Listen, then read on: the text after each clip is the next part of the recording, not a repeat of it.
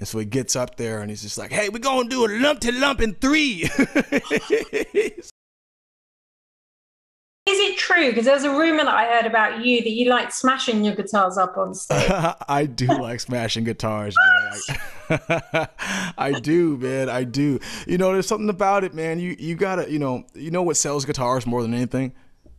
What? Smashing them. Smashing them. Yeah, that sells guitars more than anything, man. People want to play like Jimi Hendrix because it sounds like Jimi Hendrix, but people want to play like Jimi Hendrix because Jimi Hendrix set his guitar on fire. Very true. I give you that. So, Yeah, so what guitars do you smash? Do you smash that just when you're playing, or have you got one on the side like Hendrix had? no, I have one on the side, man. There's no way. Like, listen, there was one time I had a guitar. It was just a black standard Mexican Stratocaster. Had the humbucker set up and everything, and I love this guitar. It'd been with me everywhere: Carnegie Hall, BB King, Slipknot. I played everywhere, and I was just in the moment one day, man. I was playing a show at Capitol Hill Block Party.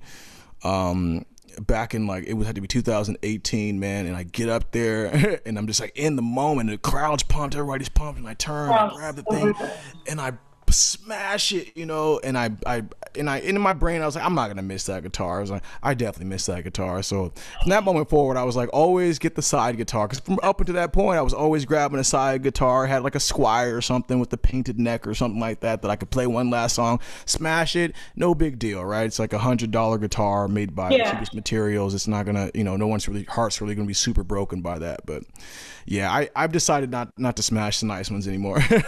That's like good. I'm pleased to hear that. Oh my God. Yeah. Have you keep the ones that you smashed? No, not all of them. I have a few of them that I've kept. Some of them get lost because the crowd jumps up and ends up swiping them off the stage. So some of them are lost, which is cool because years down the road, people are going to be like, "I have a smash guitar by Ayron Jones." Totally. Well, it's the same with Hendrix and stuff, isn't it? That burnt one sold for a stupid amount of money. So that's crazy. Yeah, exactly. Yeah. So when your song "Take Me Away," you've got this like almost, it's a bit Tom Morello kind of sound going on towards the end with your guitar, that you get this kind of screamy, screeching sound, which I love. How did you achieve that?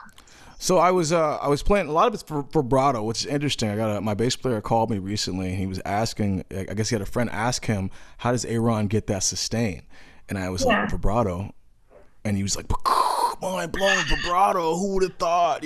But yeah, a lot of it's vibrato. So the whole intention of that guitar solo definitely was to pay a nod to Tom Morello, but it was actually to have my guitar sound like a violin, in and out of sounding like a violin. Yeah. And so I achieved it. I achieved that sound by plugging my guitar. I went through so I'm distorted at this point, right? I'm going through a DS1 and a TS9 2 screamer.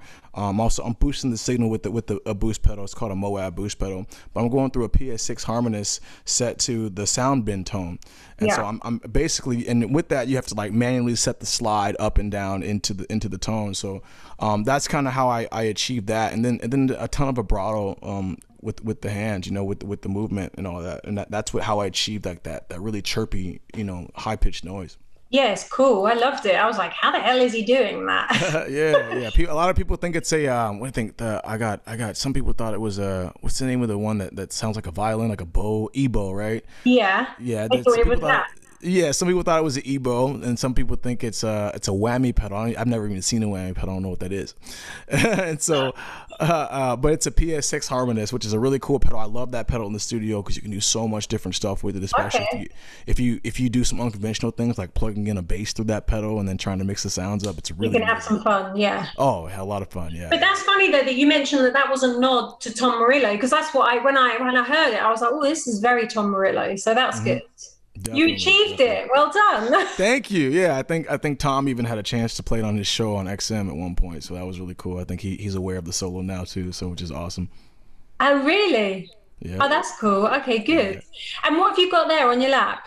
Oh, so this is an Fender Acoustasonic, which was just sent to me, which is great for these because nice. I have to do a lot of acoustic showcases these days with the promotion for the record as I can't tour and things like that, right? So yeah. Well, this is a great guitar for that because it's got through a pickup setup, and in which I have a magnetic pickup here at the bridge.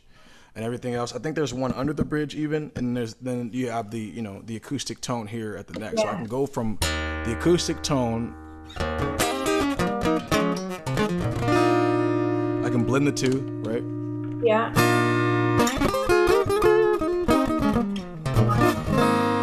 And go all the way electric.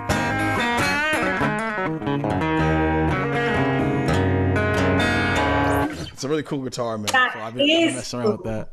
Yeah, I'm messing around with that for a little bit, which is cool. I love this thing, man. It was sent to me by Fender a couple of days ago, and I've been getting acquainted with it, and I thought it was really cool to use it in this moment. So yeah. Is there anything that you can play me, just like a little riff from the new album? A riff from the new album. Let me think here. Oh yeah, I can play something here. Let me see. It's gonna be interesting here. Actually, I'm gonna. Have you heard Mercy yet? Yes, I have heard Mercy. Yeah.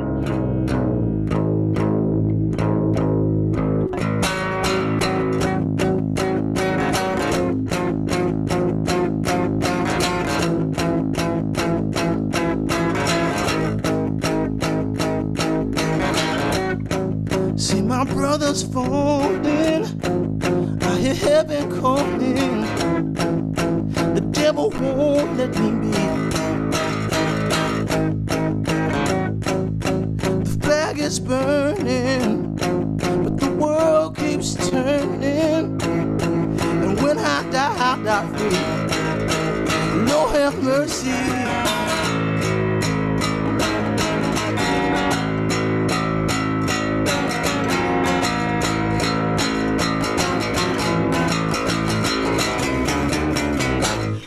Anyways, yeah, that's a cool little rip there, man.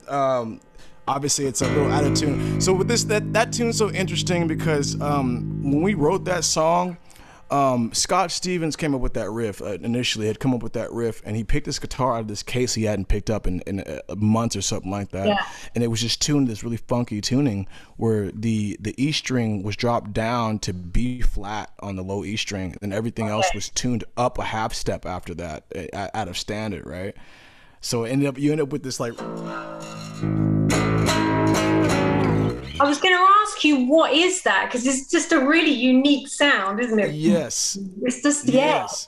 Yeah, it's a badass. That is, yeah. I love it. Yeah, man. So that's such an interesting tune. I think we're gonna try to do a tutorial sooner or later to try to get people to see, because I've noticed some cats trying to pick it up online recently. They're trying to figure it out. It's a bit like Smoke on the Water. Yes. Everyone was playing that wrong, and then eventually, I think it was Rich Blackmore came out about 3 years ago, and he was like, "This is how you play it." He's probably so sick of hearing everyone do it wrong. Yeah, that's how it goes, man. And I think that's really cool. I think that people, we talk about that era of we're just listening to a record, listening to a recording, and trying to figure out what's being played. I think it's really cool that people are coming up with that. But yes, definitely want people to be able to play the songs. I think, and which is funny because I did a tutorial recently on Take Me Away. No, Take Me Away.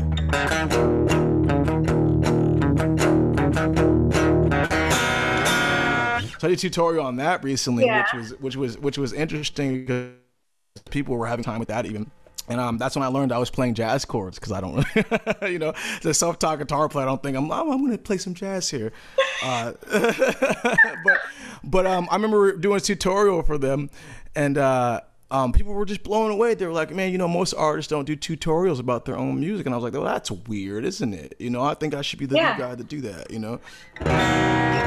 Yeah, those are two chords there. So that chord there, it's a C7. Yeah. A D6 sharp, D6, add 9, add 11. For being self-taught, you seem to know what everything is called. Do you know what you do? Yeah, the internet's a really great tool for that. Yeah, it's a really great tool. The thing about it though, you learn these chords, but you don't know the formal names for them, right? Like I don't think Jimi Hendrix ever really knew the names of the chords he was doing. He kind of just had references for them, and probably eventually found it out. But yeah, you don't necessarily formally know the names of the different chords you're doing, and then you take the time, you go back in time, you go, oh, that's a C6 add 9 add 11. Who knew? It's probably once you start working with other musicians, and then they'll say like, yeah, you need to do a C6 or whatever it was, and then you'll be like, what's that? And then they'll show you, and you'll be like, oh right, yeah. The doobly doo, they have a name for it. I remember this old story, man. This cat told me. He said one time he went to he was playing in Chicago one day, and he's playing with this old blues dude. And these cats aren't formally trained, and so he gets up there and he's just like, "Hey, we're gonna do a lump to lump in 3." He said, "Oh," so he apparently fucked up the song, and the guy was like, "I said lump to lump in 3," and he comes to find out a lump to lump in 3 is a walking blues in G. You are joking. Yeah. That is incredible. There we go. Right. Lumpty lump in 3. A lumpty lump in 3. A lumpty lump in 3. Yeah, lumpty lump in 3. I'm so using that. I'm so stealing that. We're gonna do a lumpty lump in 3. Yeah, just a walking blues in G. Yep, that's right. Third fret of the guitar. I got it. Oh my God. So your new song, did you co-write that with Marty Fredriksson? I did. Marty Fredriksson and Scott Stevens. Yeah, we sat in a room together. It was originally a demo. I mean, we didn't know if it was going to make the record or even not. I mean, we just sat and we're getting a bunch of material for the rest of the record, and we just caught fire, man. We caught fire. It was insane. And so we decided that the best thing for us to do was just because we're doing a demo, we were plugged in through the board, right? We weren't going through amps or anything. Yeah. And we decided the best thing for us to do would be for me to take this back to Seattle, and I just took the DI signal and tracked it right back through the amp, so we got a more analog tone, and then we mixed and mastered it, and that was it. I mean that vocal you hear is the demo vocal.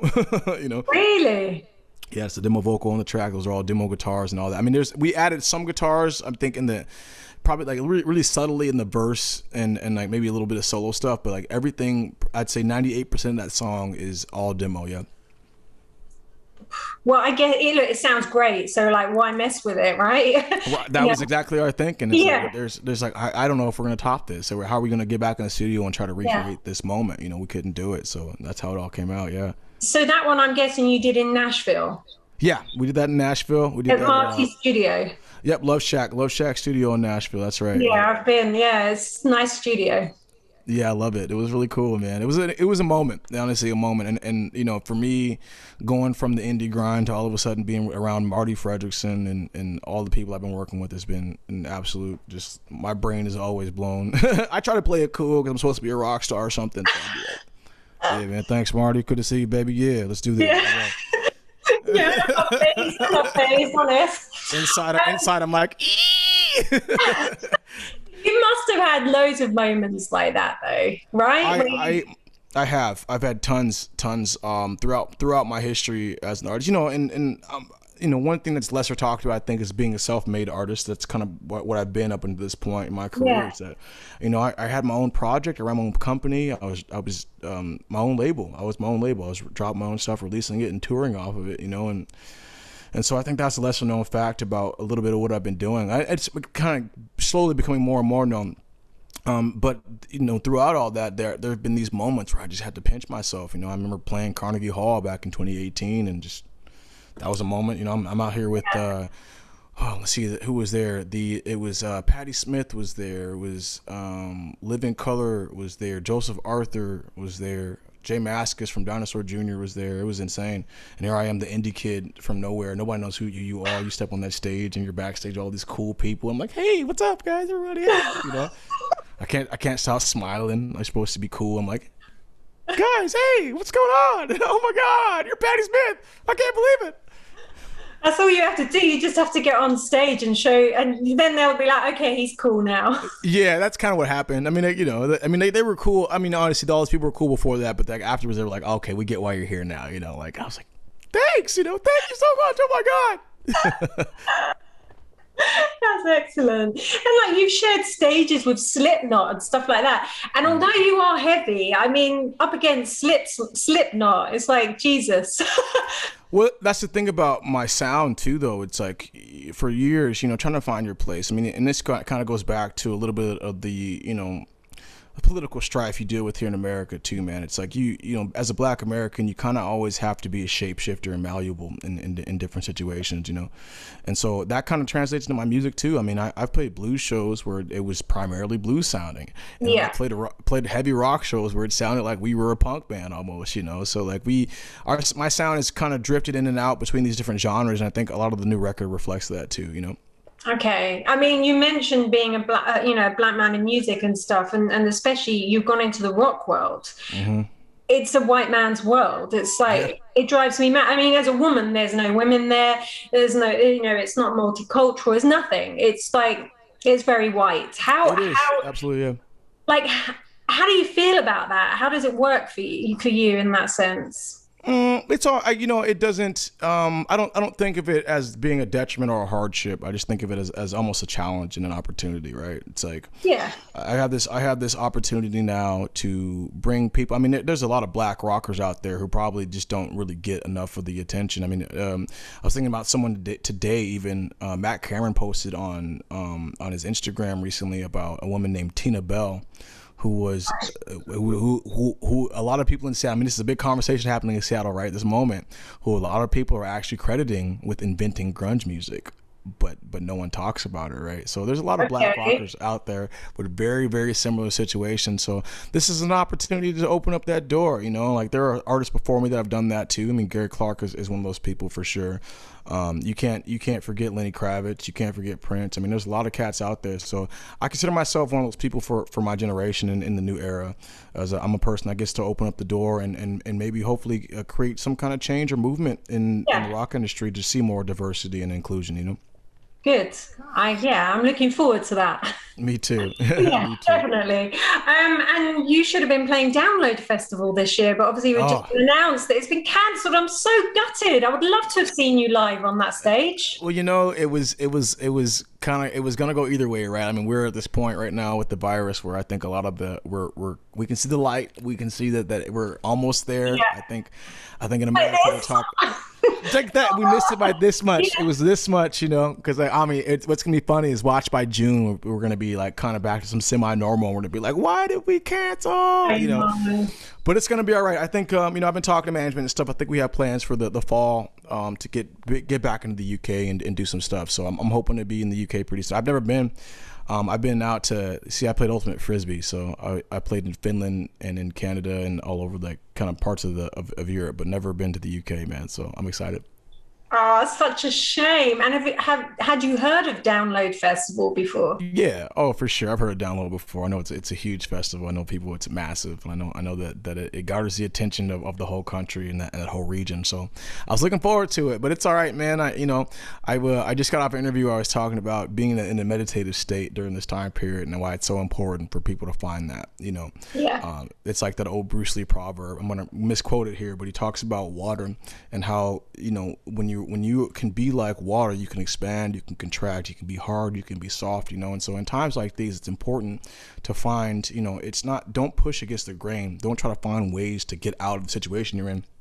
Try to find ways to live in the situation that you're in and be happy, And so I found a meditative state in music and in life and in family and all that. So I've been doing pretty good, but I'm really itching to get out and play. I like that. Yeah, like you said, you have to be quite malleable and just go with it. Yeah, that's right. Yeah. That's right. Yeah, man. Just whatever it throws at us, let's just roll with it. Because there's been a lot of that recently. So when is the album out then? Do you know? It's out this summer. Yeah, I don't have a exact date just yet, but yeah, it's gonna be coming out this summer. Okay, brilliant. Well, I'm looking forward to hearing the whole album. The 2 tracks that you've got out at the moment are incredible. So thank you. I'm looking forward to it. So something to look forward to. Yeah, man, it's gonna be all good. I think I can see the light at the end of the tunnel, man. There's gonna be I'm seeing better days.